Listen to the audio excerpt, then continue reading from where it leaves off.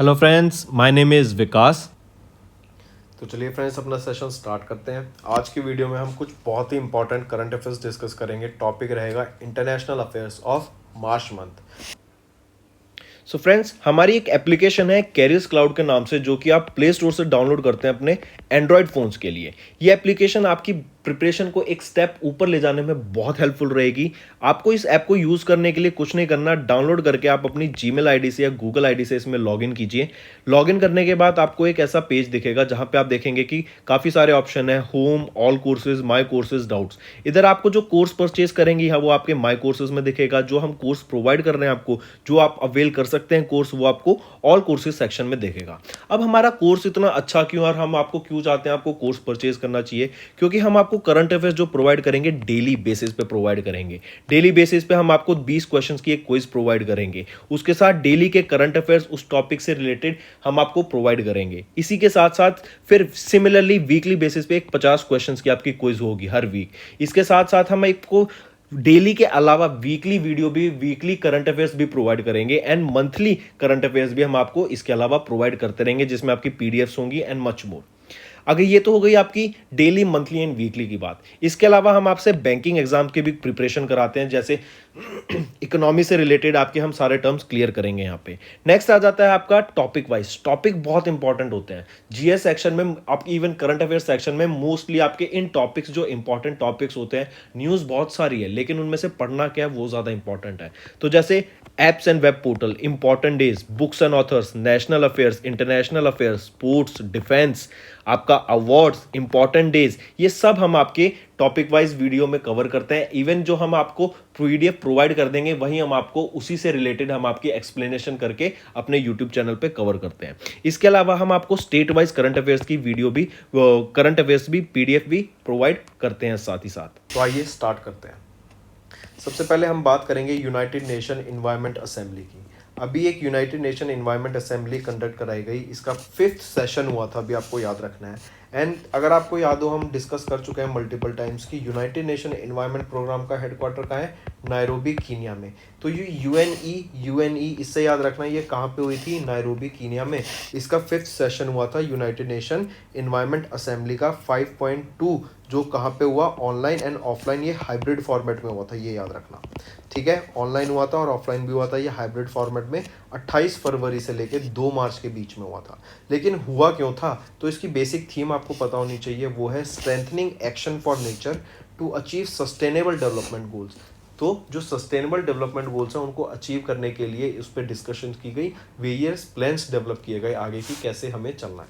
तो इसका 5th session हुआ था, कहाँ पे हुआ? नायरोबी, कीनिया में हुआ था।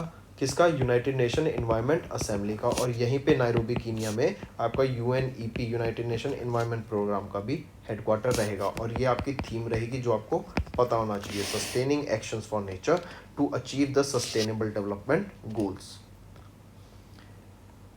नेक्स्ट हम बात करेंगे कनाडा की। अगर अभी हम बात करें वर्ल्ड की पहली प्लांट बेस्ड कोविड-19 की वैक्सीन जो अप्रूव की गई, कनाडा के द्वारा अप्रूव की गई, उसका नाम बताओ ज़रा क्या है? कोवीफेंस। कोवीफेंस वो वर्ल्ड की पहली प्लांट बेस्ड कोविड-19 वैक्सीन बनी जो कि अप्रूव की गई यूज़ के लिए। किस कंट्री के द्वारा? कनाडा के द्वारा उसका अप्रूव को यूज़ करा गया। इसी के साथ साथ अगर मैं आपसे क्वेश्चन पूछूं, ज़रा बताओ, मुंबई इंटरनेशनल क्रूज टर्मिनल कहाँ पे इनॉग्रेट करने की बात की गई? कब इनॉग्रेट करने की बात की गई? कहाँ पर नहीं, मुंबई इंटरनेशनल क्रूज टर्मिनल को कब इनॉग्रेट, कब इसको कमीशन करने की बात की गई? कब कमीशन होगा ये जाके? ये आपका जुलाई 2024 में जाके इसको कमीशन होगा, ये आपका मुंबई इंटरनेशनल क्रूज टर्मिनल। ठीक है, फिर इसी के साथ साथ अगर हम देखें, वो वर्ल्ड की पहली एयरलाइन कौन सी बनी जिसने सोलर एविएशन फ्यूल को यूज़ किया? तो बनी आपकी स्विस एयरलाइन। ठीक है, स्विस एयरलाइन वो वर्ल्ड की पहली एयरलाइन बनी जिसने सोलर एविएशन फ्यूल, जो कि सन टू लिक्विड फ्यूल भी बोला जाता है, उसको यूज़ किया। वर्ल्ड की पहली एयरलाइन, ठीक है, स्विस। और ये जो स्विस है, ये कौन, ये जो आपकी सोलर एविएशन फ्यूल है, ये कौन प्रोवाइड करेगा इसको, एयरलाइन को, इस स्विस को? वो है सिनेलियन, ये कंपनी है, ये उनको प्रोवाइड करेगी, जो कि एक Switzerland based solar fuel startup है। नेक्स्ट पे अगर हम आपसे क्वेश्चन पूछूं कुछ इंपॉर्टेंट, जैसे startup founders hub platform, startup hub या स्टार्टअप फाउंडर्स हब प्लेटफॉर्म, ये इंडिया में लॉन्च किया गया था ताकि जो स्टार्टअप्स हैं उनकी हेल्प की जा सके। किसके द्वारा ये स्टार्टअप फाउंडर्स हब प्लेटफॉर्म को लॉन्च किया गया इंडिया में? वो रहेगा आपका माइक्रोसॉफ्ट के द्वारा इस स्टार्टअप फाउंडर्स हब प्लेटफॉर्म को लॉन्च करा गया। इसी के साथ साथ मुख्यमंत्री बागवानी बीमा योजना, मुख्यमंत्री बागवानी बीमा योजना किस सरकार के द्वारा लाई गई, किस स्टेट की सरकार के द्वारा? ये हम हरियाणा गवर्नमेंट की बात कर रहे हैं यहाँ पे, मुख्यमंत्री बागवानी बीमा योजना की। ठीक है, फिर आपको याद रखना भी, इंडिया ने 1 मिलियन यूएस डॉलर का, 1 मिलियन यूएस डॉलर का एक अभी ऑपरेशनल बजट अप्रूव किया बिम्स्टेक के लिए। बिम्स्टेक के लिए 1 मिलियन यूएस डॉलर का अभी रिसेंटली एक फंड, एक ऑपरेशनल बजट को इम्प्रूव किया इंडिया ने। फिर इसी के साथ साथ अभी आपको याद रखना है, इंडिया एंड ऑस्ट्रेलिया के बीच में एक economic corporation and trade agreement sign किया गया। नेक्स्ट पे अगर चलें, फिर हम बात करते हैं इंडिया एंड नेपाल की। अगर आप जानते हैं अभी यूक्रेन और रशिया में लड़ाई चल रही है, एंड आपको पता होना चाहिए कि यूक्रेन और रशिया से, दोनों कंट्री से काफ़ी सारा वीट दूसरी कंट्रीज़ में एक्सपोर्ट होता था। अब तो दोनों में वॉर चल रही है, तो यूक्रेन से तो समझ लिए सब कुछ एक्सपोर्ट बंद हो गया है। तो इन दोनों कंट्रीज जो बाकी देशों को एक्सपोर्ट करते थे वीट, वो भी अब कम हो गए। तो इसी वजह से वर्ल्ड में थोड़ा सा फूड का भी क्राइसिस चल रहा है। इसी वजह से अगर आपने याद हो, सऊदी अरेबिया ने भी इंडिया को कांटेक्ट किया कि हम वीट को एक्सपोर्ट करेंगे, वीट को इंपोर्ट करेंगे इंडिया से। ठीक है, मतलब अब एक एग्रीमेंट अभी ये साइन हुआ नहीं है, ये एक बात चल रही है, लेकिन इंडिया नॉट जस्ट एक कंट्री को, काफ़ी कंट्रीज को वीट एक्सपोर्ट करने की बात कर रहा है, क्योंकि इंडिया में वीट का सरप्लस है। भी वीट को ग्रो करने के लिए फर्टिलाइजर्स, यूरिया, ये सब चाहिए होता है। तो ये भी आपको पता होना चाहिए कि यूक्रेन से इंडिया यूरिया, फर्टिलाइजर्स को इंपोर्ट करता था, जो कि अब इंपोर्ट बंद हो चुका है। तो अब फूड ग्रो करने के लिए एग्रीकल्चर को तो ये सारी चीज़ों की तो ज़रूरत होती है थोड़ी। तो अब इसीलिए इंडिया ने नेपाल की तरफ रुख किया और इंडिया और नेपाल के बीच में एक government to government G2G agreement sign किया गया यूरिया एंड DAP के सप्लाई के लिए। मतलब यूरिया और DAP के बीच में हम इन एक दूसरे कंट्री की हेल्प करेंगे for the import and export, क्योंकि ये बहुत ज़रूरी है एग्रीकल्चर के लिए, फार्मिंग के लिए। फिर नेक्स्ट हम बात करेंगे इंडिया और नीदरलैंड की जो रिलेशनशिप है, उसको 75 साल पूरे हो गए हैं, उसको सेलिब्रेट करने के लिए एक स्पेशल लोगो आप यहाँ पे देख सकते हैं, ये स्पेशल लोगो को लॉन्च करा गया था। इसी के अलावा अगर आपसे एक क्वेश्चन पूछूं मैं, ज़रा बताओ इंडिया के नए फॉरेन सेक्रेटरी कौन बने? इंडिया के नए फॉरेन सेक्रेटरी कौन बने, बताइए ज़रा। वो है विनय मोहन क्वात्रा जी। ठीक है, ये नए फॉरेन सेक्रेटरी बने इंडिया के। इसी के साथ साथ आप बताओ, अगर मैं आपसे पूछूं MD and CEO of DCB bank, DCB bank के MD एंड CEO कौन बने? वो है मुरली नटराजन जी। ठीक है, इसी के साथ साथ एल्बम ऑफ द ईयर का award, album of the year का award during the 64th Grammy awards, 64th Grammy awards के दौरान एल्बम ऑफ द ईयर का अवार्ड किस एल्बम को मिला? वो एल्बम का नाम बताइए। वो है VR। ये वो एल्बम है जिसको 64th ग्रैमी अवार्ड्स के दौरान एल्बम ऑफ द ईयर के अवार्ड से सम्मानित करा गया। ठीक है, नेक्स्ट अगर आपसे पूछा जाए कि FATF, financial action task force की एक ग्रे लिस्ट होती है। ठीक है, इस ग्रे लिस्ट में किस को अभी रिसेंटली ऐड किया गया है? वो है यूनाइटेड अरब एमिरेट्स को, और पाकिस्तान ने अपना जो स्पॉट है वो रिटेन कर लिया है। कुछ 2018 से पाकिस्तान FATF की ग्रे लिस्ट में है। फिर इसके साथ ही साथ आपको याद रखना है कि पहला IIT आउटसाइड इंडिया कहाँ बनेगा? वो भी यूनाइटेड अरब एमिरेट्स में बनेगा। फिर प्राइम मिनिस्टर ऑफ माल्टा कौन बने? नए प्राइम मिनिस्टर ऑफ माल्टा, नए नहीं, इनको री इलेक्ट किया गया है। री इलेक्टेड प्राइम मिनिस्टर ऑफ माल्टा वो कौन है? Robert Abela.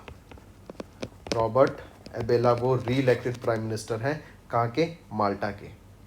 इसी के साथ साथ अगर आपसे क्वेश्चन पूछा जाए BBIN क्या होता है? Bangladesh, Bhutan, India and Nepal. इसमें याद रखना है इन कंट्रीज के बीच में एक मोटर व्हीकल एग्रीमेंट साइन हुआ था, ताकि जैसे रोड बनेंगे अगर इन कंट्रीज के बीच में तो डेवलपमेंट बढ़ेगी, ट्रेड बढ़ेगा, एक आवाजाही बढ़ेगी, एक दूसरे की कंट्री में लोग आएंगे जाएंगे, खर्चा करेंगे, वहाँ पे डेवलपमेंट होगी, ठीक है, ट्रेड बढ़ेगा, बिजनेस आएगा। इसी वजह से ये एक मोटर व्हीकल एग्रीमेंट साइन हुआ था। लेकिन भूटान अब एक सिर्फ ऑब्जर्वर स्टेटस रह गया भूटान के पास।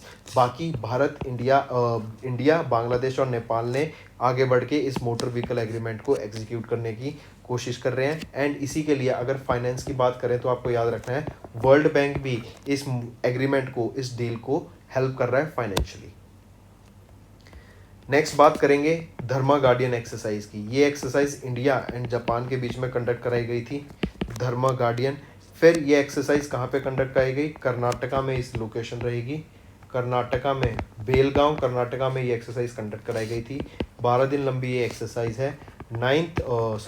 थर्ड एडिशन रहेगा ये इस एक्सरसाइज का, धर्मा गार्डियन का, जो कि इंडिया एंड जापान के बीच में कंडक्ट कराई गई थी। इसी के साथ साथ अगर मैं आपसे क्वेश्चन पूछूं, ह्यूरन ग्लोबल लिस्ट का, ह्यूरन ग्लोबल के द्वारा एक लिस्ट निकाली गई अंडर 40 सेल्फ मेड बिलियनियर्स की लिस्ट फॉर द ईयर 2022। इसमें इंडिया की क्या रैंक रहेगी? 4th रैंक रहेगी। अंडर 40 की सेल्फ मेड बिलियनियर्स की लिस्ट में इंडिया की रैंक रहेगी 4th। और किसने टॉप किया इसमें? यूएसए ने टॉप किया। इसी के साथ साथ अगर क्वेश्चन पूछूं आपसे मैं भी, Indian jewellery exposition centre building, Indian jewellery exposition centre building अभी इस्टेब्लिश की गई, कहाँ पर? दुबई में, ठीक है। और किन्होंने इसको इनॉग्रेट किया? Indian jewellery exposition centre building को पीयूष गोयल के द्वारा इसको इनॉग्रेट करा गया, ठीक है। फिर नेक्स्ट अगर मैं आपसे पूछूं, सस्टेनेबल, अभी हमने 2015 में 192 यूनाइटेड नेशंस कंट्रीज ने, जो कि यूनाइटेड नेशंस का पार्ट है, इन्होंने एक एग्रीमेंट साइन किया था फॉर द 2030 के सस्टेनेबल डेवलपमेंट गोल के एजेंडा के लिए, कि हम अपने जो सस्टेनेबल डेवलपमेंट गोल्स हैं उनको अचीव करेंगे। एंड जो भी हमारी आगे प्रोग्रेस होगी, जो भी हम प्रोजेक्ट्स लाएंगे उसके अकॉर्डिंग लाएंगे, उसको ध्यान में रखते हुए लाएंगे। इसी में इंडिया की रैंक आपको याद रखनी है, 2021 में तो थी 117, और वो 3 स्पॉट स्लिप हो गई, मतलब इसकी इंडिया की रैंक और वीक हो गई इन 2022, और इंडिया की रैंक है अब 120 in this particular sustainable development goals agenda. इस रिपोर्ट में बताया गया था। एंड इस जो रैंक स्कोर है जिसके बेसिस पे इंडिया की रैंक आई, वो है 66 आउट ऑफ 100, ठीक है। इसी के साथ साथ मैं आपसे पूछूं, गोवा के चीफ मिनिस्टर सेकंड टाइम कौन बने हैं? प्रमोद सावंत। पंजाब के कौन बने हैं? भगवंत सिंह मान। अगर पूछा जाए आपसे क्वेश्चन कि ज़रा बताओ, प्रधानमंत्री गरीब कल्याण अन्न योजना को कितने टाइम पीरियड के लिए एक्सटेंड कर दिया गया है? 6 महीने के लिए इसको एक्सटेंड कर दिया गया है। फिर सिडबी किस स्टेट के साथ मिलके उनका एमएसएमई इकोसिस्टम को डेवलप करने की बात कर रही है? एमएसएमई इकोसिस्टम को डेवलप करने की बात कर रही है सिडबी, किस स्टेट के साथ मिलके? मेघालय के साथ मिलके, ठीक है। सिडबी मेघालय के साथ मिलके उनके वहाँ का एमएसएमई इकोसिस्टम को डेवलप करने की बात कर रही है। इसी के साथ साथ अगर मैं बोलूँ, NATO, North Atlantic Treaty Organization, इनके जो सेक्रेटरी जनरल हैं, इनका जो टाइम पीरियड है वो कब तक एक्सटेंड कर दिया गया? 2023 तक। और कौन है सेक्रेटरी जनरल नाटो के? Gents Stoltenberg. नेक्स्ट हम बात करेंगे ऑपरेशन गंगा की। यूक्रेन में जो इंडियंस फंसे हुए थे ड्यूरिंग द वॉर, उन इंडियंस को वापस इंडिया लाने के लिए, अपनी मदरलैंड लाने के लिए जो मिशन स्टार्ट किया गया था वो है ऑपरेशन गंगा। इसमें इस मिशन के दौरान 15,000 इंडियंस को इवैक्यूएट किया गया एयर इंडिया की एयरलाइंस के द्वारा। एंड टोटल कुछ 20,000 इंडियंस थे यूक्रेन में, जो कि 5,000 तो पहले ही आ गए थे और बाकी 15,000 को इनके द्वारा इवैक्यूएट करा गया। नेक्स्ट हम बात करते हैं वर्ल्ड हेल्थ ऑर्गेनाइजेशन, WHO। यही कोविड-19 की वैक्सीन, कोविड-19 के वेरिएंट्स की नेमिंग के लिए रिस्पॉन्सिबल ऑर्गेनाइजेशन है। एंड WHO ने अभी रिसेंटली एक क्विट टोबैको एप्लीकेशन, हम जानते हैं टोबैको में आपका निकोटिन होता है, निकोटिन की एडिक्शन को अवॉइड करने के लिए, जो कि यह हार्मफुल होता है, स्मोकिंग हार्मफुल होती है आपके लिए, तो इसको अवॉइड करने के लिए ये क्विट टोबैको एप्लीकेशन लॉन्च की गई। अब ये क्विट टोबैको एप्लीकेशन कैसे हेल्प करेगी, क्या प्रोवाइड करती है, कैसे हेल्प करेगी लोगों की?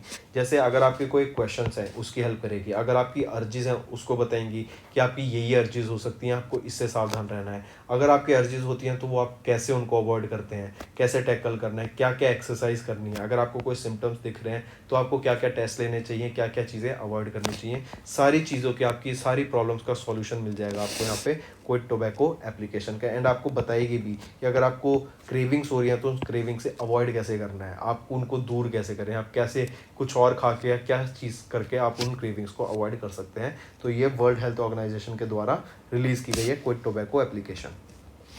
इसके अलावा अगर मैं आपसे पूछूं, BARC broadcast audience research council India के नए चेयरमैन कौन बने हैं, किनको अपॉइंट किया गया है, वो है शशि सिन्हा को। आई रिपीट, शशि सिन्हा को BARC broadcast audience research council India के नए चेयरमैन की पोस्ट पे अपॉइंट करा गया। फिर अगर मैं पूछूं बैडमिंटन एसोसिएशन ऑफ इंडिया के, बैडमिंटन एसोसिएशन ऑफ इंडिया के प्रेसिडेंट किनको रिलेक्ट किया गया, कौन थे president badminton association of India के, वो हैं असम के चीफ मिनिस्टर हिमंता बिस्वा शर्मा जी। अगर क्वेश्चन पूछूं आपसे, वर्ल्ड थिएटर डे कब ऑब्जर्व किया जाता है, थिएटर डे कब ऑब्जर्व किया जाता है, 27 मार्च को आपका वर्ल्ड थिएटर डे ऑब्जर्व किया जाता है। नेशनल डॉल्फिन डे, अच्छा क्वेश्चन है ये, मार्क करना, नेशनल डॉल्फिन डे कब ऑब्जर्व किया जाएगा, 5 अक्टूबर 2022 को पहला एडिशन ऑब्जर्व किया जाएगा नेशनल डॉल्फिन डे का। इसी के साथ साथ अगर मैं आपसे क्वेश्चन पूछता हूँ वर्ल्ड हैप्पीनेस रिपोर्ट के बारे में, इससे पहले वर्ल्ड हैप्पीनेस रिपोर्ट के बारे में, इसमें इंडिया की क्या रैंक रहेगी, वर्ल्ड हैप्पीनेस रिपोर्ट में इंडिया की रैंक रहेगी 136 आउट ऑफ 146 कंट्रीज। 146 जो कि लास्ट रैंक है वो है अफगानिस्तान की, एंड टॉप पे जो रहेगा वो है आपका Finland in the world happiness index. Next हम बात करेंगे एशली बार्टी की। ऐश बार्टी इनका पूरा नाम है, एशली बार्टी। ये टेनिस खेलती हैं, इन्होंने 3 ग्रैंड स्लैम टाइटल जीते हैं, 25 साल की हैं, इन्होंने रिटायरमेंट ले लिया है, एंड ये वर्ल्ड की नंबर 1 वीमेंस सिंगल चैंपियन है, या फिर आप कह सकते हैं वर्ल्ड्स नंबर 1 वीमेन प्लेयर हैं टेनिस की। इनको आप एक चीज़ और इम्पॉर्टेंट याद रखनी है कि ये ऑस्ट्रेलिया की पहली वीमेन बनी है जिन्होंने Australian open women single title जीता। ये रहेंगी एशली बार्टी। नेक्स्ट हम बात करेंगे नाटो की, नॉर्थ अटलांटिक ट्रीटी ऑर्गेनाइजेशन की। इनकी अभी हमने देखा था कि जो सिक्योरिटी जनरल हैं जेंस स्टोलनबर्ग, इनका टाइम पीरियड एक्सटेंड कर दिया गया 2023 तक। अभी नाटो के द्वारा एक कोल्ड रिस्पॉन्स नाम से 2022 एक एक्सरसाइज कंडक्ट कराई गई, कहाँ पर, नॉर्वे में। 30,000 ट्रूप से ये एक्सरसाइज कंडक्ट कराई गई है नाटो के द्वारा, कहाँ पे, नॉर्वे में।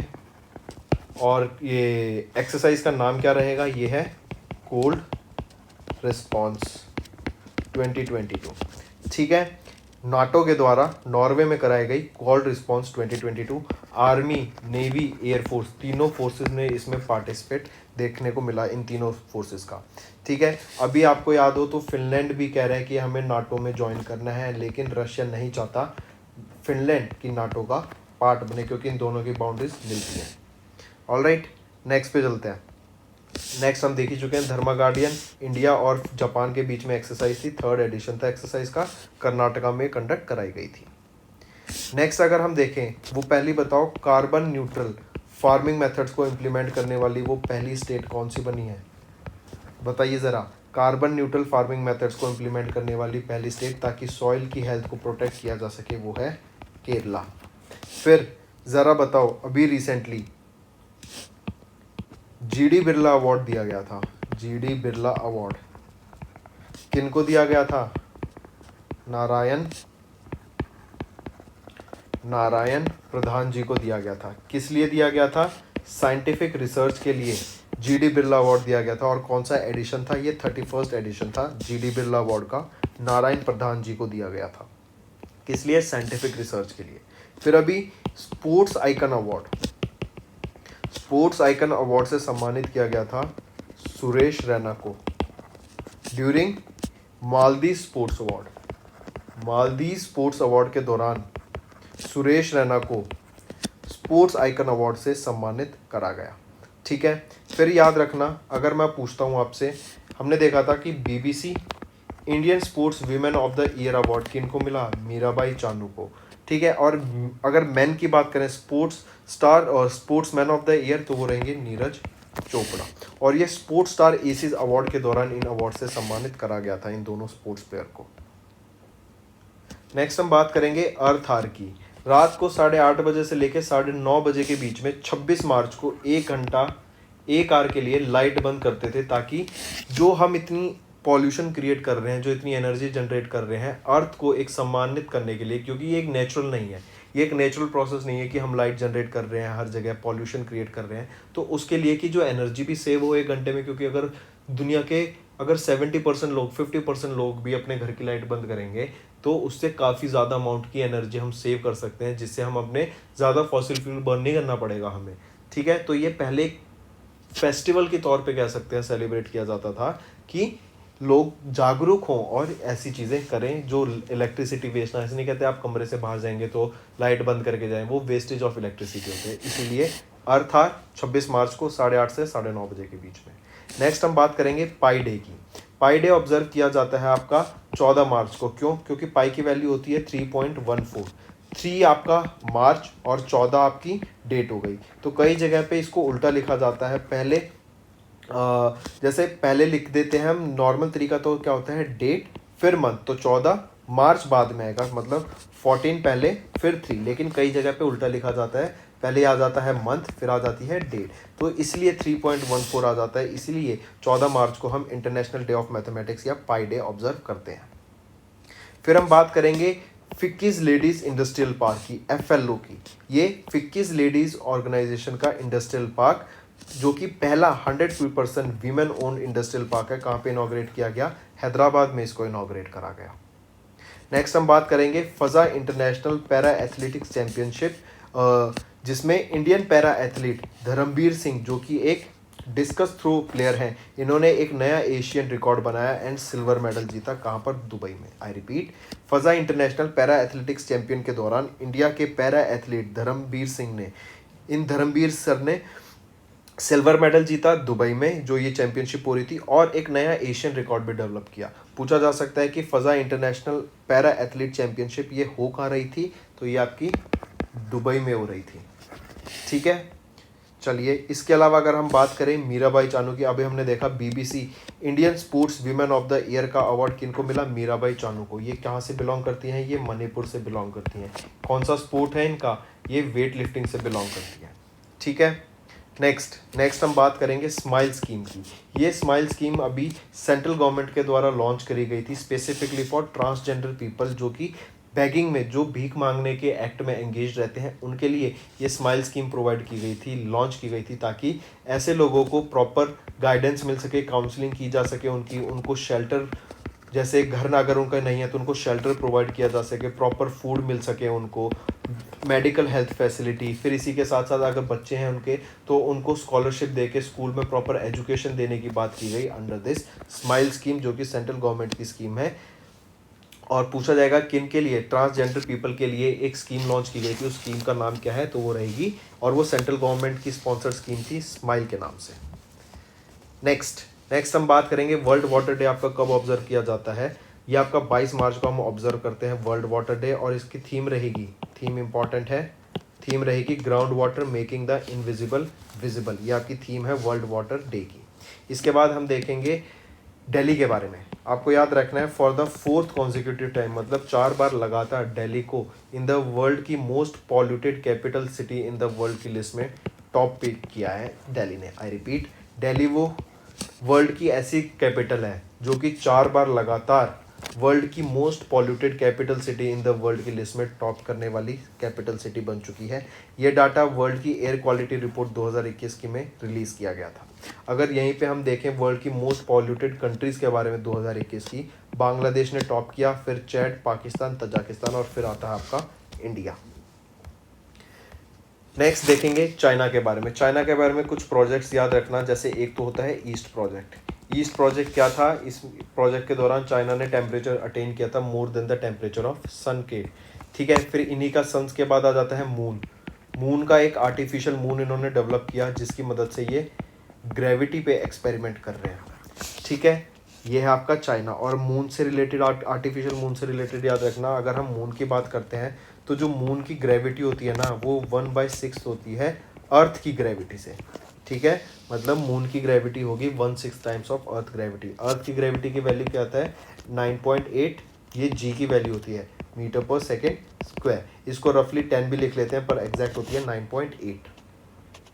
मूविंग ऑन, नेक्स्ट हम बात करेंगे मिशन इंद्रधनुष। इंद्रधनुष आपका वैक्सीनेशन से रिलेटेड था, ठीक है। तो मिशन इंद्रधनुष में किस स्टेट ने टॉप किया विद फुल इम्यूनाइजेशन 90.5% कवरेज के साथ, वो रहेगी उड़ीसा स्टेट। फिर हम बात करेंगे एक इकोनॉमिस्ट और हिस्टोरियन जिनको फुल टाइम मेंबर अपॉइंट किया गया economic advisory council to PM, वो है संजीव सन्याल जी। आप इनको पिक्चर में देख सकते हैं। नेक्स्ट आ जाता है डेमोक्रेसी इंडेक्स। 2021 का डेमोक्रेसी इंडेक्स में इंडिया की क्या रैंक रही, इंडिया की रैंक रही 46। इसमें टॉप किसने किया, नॉर्वे ने टॉप किया, फर्स्ट रैंक रहेगी, और तजाकिस्तान की लास्ट रैंक रहेगी इन दिस डेमोक्रेसी इंडेक्स जो कि रिलीज, ठीक है। अब इसी के साथ साथ अगर आपसे क्वेश्चन पूछा जाए, जरा बताओ किस ऑर्गेनाइजेशन के द्वारा पहला wild life conservation bond, I repeat, किस ऑर्गेनाइजेशन के द्वारा पहला wild life conservation bond issue करा गया टू सेव अफ्रीका के ब्लैक राइनोस को। अफ्रीका के ब्लैक राइनोस को सेव करने के लिए वर्ल्ड का पहला wild life conservation bond launch किया गया, किसके द्वारा, वर्ल्ड बैंक के द्वारा लॉन्च किया गया। इसका हेडक्वार्टर कहाँ पे होता है, वॉशिंगटन डीसी में, और वॉशिंगटन डीसी में ही इंटरनेशनल मॉनेटरी फंड का भी हेडक्वार्टर होता है, ठीक है। फिर अगर क्वेश्चन पूछूं मैं आपसे, बताओ माल्टा की प्राइम मिनिस्टर कौन बनी, री इलेक्टेड प्राइम मिनिस्टर ऑफ माल्टा, वो है रॉबर्ट अबेला, रॉबर्ट अबेला। किनको कौन बने री elected prime minister of Hungary for the 4th term, चौथे टर्म के लिए री elected prime minister of Hungary कौन है, वो है विक्टर ऑर्बन, विक्टर ऑर्बन। फिर अगर हम बात करें इंडिया की टॉप वेजिटेबल प्रोड्यूसिंग स्टेट और टॉप फ्रूट्स प्रोड्यूसिंग स्टेट के बारे में, तो जो वेजिटेबल प्रोड्यूसिंग स्टेट है टॉप पर, वो कौन सी आपकी, वो है यूपी। और फ्रूट्स की बात करें तो इंडिया की टॉप फ्रूट प्रोड्यूसिंग स्टेट वो कौन सी है, Andhra Pradesh. Mumbai international cruise terminal कब जाके कमीशन होगा, 2024 में कमीशन होगा, अभी हमने ये पढ़ा था थोड़ी देर पहले। फिर हॉबी हब, ये हॉबी हब किन के द्वारा लॉन्च किया गया है, ये दिल्ली गवर्नमेंट के द्वारा लॉन्च करा गया स्कीम है हॉबी हब, और ये कहाँ पे इम्प्लीमेंट की जाएगी, गवर्नमेंट स्कूल्स में इसको इम्प्लीमेंट करा जाएगा। तो फ्रेंड्स ये थी हमारी वीडियो, आई होप आपको सेशन पसंद आया होगा। वीडियो को लाइक कर देना, अगर आप चाहते हैं ऐसे ही कंटेंट फ्यूचर में आते रहें तो कमेंट करके ज़रूर बताना, बिकॉज आपके कमेंट की बहुत वैल्यू रहती है। एंड अगर आप चाहते हैं इसके अलावा कोई और भी टॉपिक हम कवर करें तो प्लीज़ वो भी नीचे कमेंट करके ज़रूर बताना। इसी के साथ साथ फ्रेंड्स, अगर आप हमसे कोई और टॉपिक पढ़ना चाहते हैं जैसे national affairs, sports, awards, defence, या कोई भी टॉपिक जो आपको पढ़ना है, उसके आगे बाय विकास राणा लिख दीजिए एंड आपको हमारे उस टॉपिक की सारी वीडियोस मिल जाएंगी जो प्रिपरेशन के लिए बहुत हेल्पफुल रहेंगी। बिल्कुल ईजी में हम कोई भी डिस्कशन करते हैं, बहुत ईजी वे में, सिंपल वे में करते हैं जो कि बच्चों को समझ आ सके। फिर इसी के साथ साथ अगर आपको मंथली वीडियोस देखनी है, वीकली वीडियोस देखनी है, मैं हाईली रिकमेंड करूँगा कि मंथली वीडियोस तो ज़रूर देखें हमारी, बिकॉज ये बहुत हेल्पफुल रहेंगी। सिमिलर प्रोसेस है, इसके आगे भी बाय विकास राणा लिखिए एंड आपको मंथली वीडियोस हमारी देखने को मिलेंगी जो कि बहुत अच्छी वीडियोस हैं, जिसमें 95% कंटेंट कवर रहता है जो आपका पूछा जा सकता है, ठीक है। ये समझ लीजिए उस हमारी वीडियो में से मंथली वीडियोस अगर आप सारी देख लेते हैं तो 5 से 7 करंट अफेयर्स तो आपके निकल ही जाएंगे सभी एग्जाम से मिला के। इतना अच्छा, इतने तरीके से बिल्कुल वन लाइनर फॉर्मेट में हम डिस्कशन करते हैं। देन ये तो होगी आपकी एप्लीकेशन की बात। अगर आपको हमारा कोर्स परचेज करना है तो हम आपको एक एक्स्ट्रा 10% का डिस्काउंट मिलेगा। अगर आप मेरा कोड विकास 10 यूज करते हैं तो आपको जो भी आपका टोटल अमाउंट होगा कोर्स परचेज करने के बाद, उसमें से 10% डिस्काउंट करके ही आपको पे करना पड़ेगा। तो फ्रेंड्स ये थी हमारी वीडियो। अगर आपको आज हमारी वीडियो से कुछ ना कुछ सीखने को मिला है तो जल्दी से जाइए और हमारे चैनल को सब्सक्राइब कर दें और इस वीडियो को लाइक कर दें। और फ्रेंड्स, अगर आपको हमारे कंटेंट से रिलेटेड या फिर हमारी कोई ऐप से इशू आ रहा है, कोई भी आपको प्रॉब्लम है, तो आप हमारी जीमेल आईडी जो कि है support@affairscloud.com या फिर हमारा नंबर 9677333862 पर कॉन्टैक्ट कर सकते हैं एंड हमारी टीम जल्दी से जल्दी आपके इशू को रिजॉल्व करने में आपकी सहायता करेगी। So take care.